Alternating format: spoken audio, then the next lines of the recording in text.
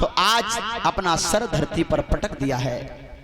और उसी समय कुंती ने अपने प्राणों की आहुति लगा दी। माता कुंती दुनिया से चली गई कृष्ण के विरह में।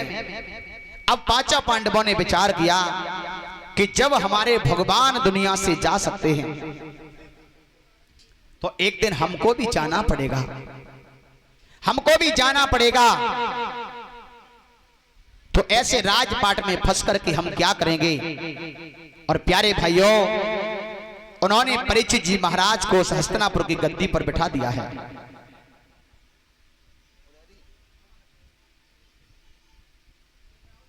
हस्तिनापुर की गद्दी पर बिठा दिया,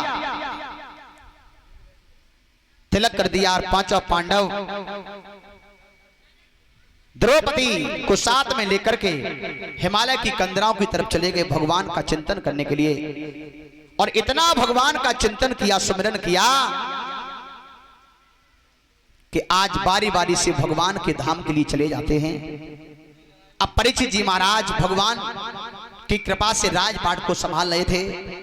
एक दिन परीक्षित जी ने सोचा कि मैं अपने राज्य में चल करके देखूं कोई दुखी तो नहीं है, क्योंकि मैं यहाँ का राजा हूं और राजा का ये परम धर्म होता है कि राज्य के अंदर कोई दुखी व्यक्ति है तो उसका पाप तो राजा को लगता है, तो उसके दुख का निवारण करना ये राजा का धर्म है। तो हमें देखना चाहिए कोई दुखी तो नहीं है। तो घोड़े पे सवार होकर के परीक्षित जी निकल पड़े। एक जंगल से होकर के जा रहे थे। चलते चलते जब थक गए तो घोड़े से उतर पड़े और एक पत्थर की शिला पर बैठ जाते हैं। लेकिन तब तक क्या देखा कि सामने से एक गाय चली आ रही है, रोती बिलखती हुई।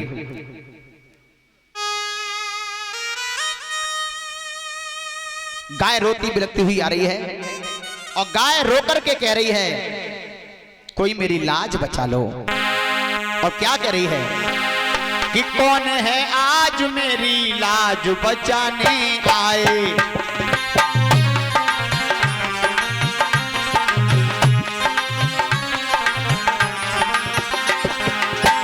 कौन है आज मेरी लाज बचाने आए। कौन है आज मेरी लाज बचाने आए। धर्म के नाम पर बलिदान चढ़ाने आए।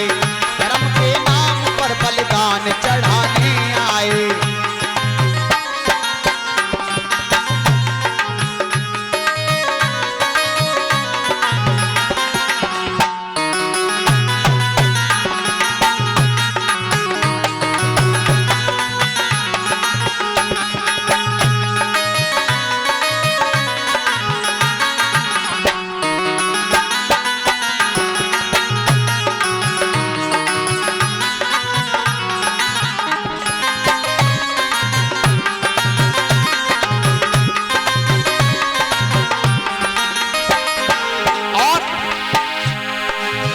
जात की देश की मर्यादा निभाने आए।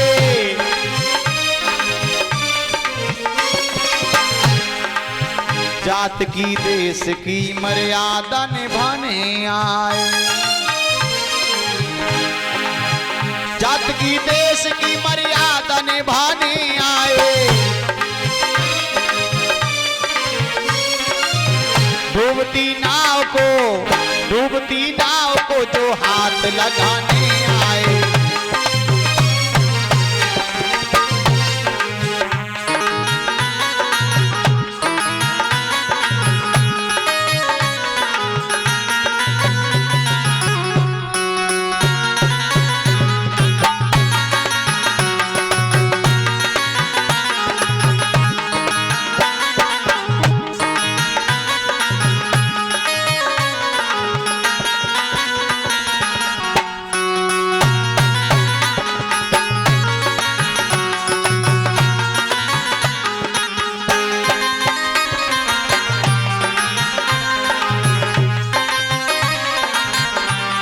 मर्यादा